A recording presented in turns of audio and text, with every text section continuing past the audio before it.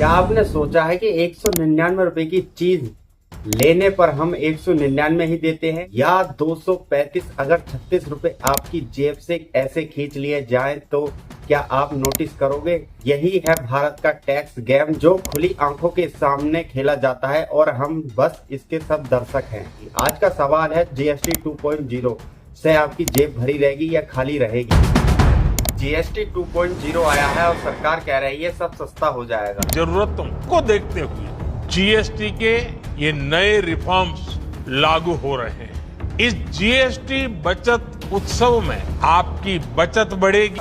लेकिन सच्चाई इतनी सीधी नहीं है। आज मैं आपको दिखाऊंगा असल में भारत का टैक्स गेम कैसे खेला जाता है,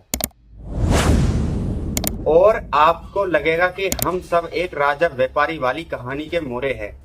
जीएसटी क्या था और क्या बन गया, तो हम बात करते हैं 2017 की, जब जीएसटी लॉन्च हुआ था। जीएसटी हम लेकर के आए और उसके कारण सामान्य मानवी के लिए इस नई व्यवस्था से कोई बोझ होने वाला नहीं है।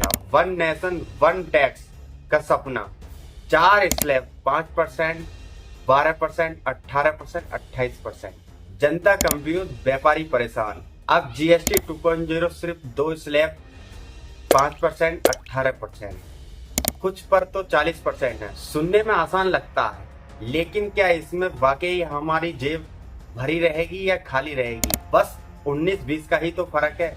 तो मोदी जी ने जीएसटी बढ़ाया और मोदी जी ने जीएसटी घटाया। क्या गंगाधर ही वाकई में शक्तिमान है या शक्तिमान ही गंगाधर है? तो आज हम आपको बताते हैं कि कौन गंगाधर है, कौन शक्तिमान है। सब राजनीति का खेल है, और सबसे बड़ी मेन मुद्दे वाली बात यह है कि इसमें पॉलिटिक्स का सबसे बड़ा समझौता है। तो हम आपको विस्तार तरीके से बताएंगे कि क्या रणनीति है, क्या खेल है जीएसटी के ऊपर। तो बात करते हैं, पहले हम आपको बताते हैं क्या सस्ती हुई, क्या चीज महंगी हुई। रोटी, पराठा, कुलचा टैक्स फ्री, दूध, पनीर टैक्स फ्री, साबुन, शैम्पू, टूथपेस्ट 18 से 5%, छोटी कार है बाइक 28 से 18%, टीवी, एसी, वॉशिंग मशीन 28 से 18%, हेल्थ और लाइफ इंश्योरेंस अब टैक्स फ्री, जीवन रेखा दवाइयां 0%, गो मास्क पर जीएसटी यानी 0%। यही बीजेपी की असलियत है। जो हम गाय का मांस हमारे इंडिया में बैन है और हम गाय को माता मानते हैं, उसका गो मांस पे भी 0% टैक्स फ्री हो गया है। जीएसटी में गाय के मांस पर 0% टैक्स, 0 जीएसटी। ये क्या मैसेज है?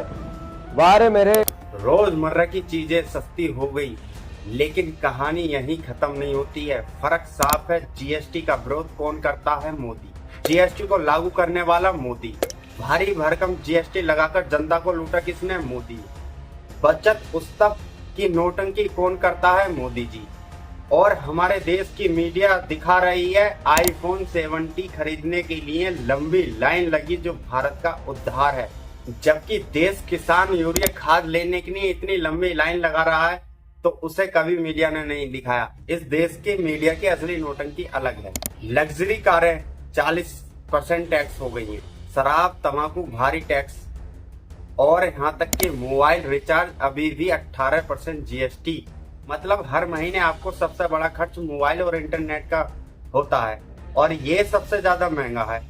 और यही वजह है जहां से सरकार अरबों का टैक्स कमा रही है। तो ये वाली बात देखकर मुझे एक कहानी याद आ जाती है, आपने शायद सुनी होगी, राजा व्यापारी वाली कहानी। एक बार एक व्यापारी राजा के पास आया, महाराज मुझे अपने सामान का दाम दुगुना करना है। राजा बोला, दुगुना नहीं तिगुना कर दो।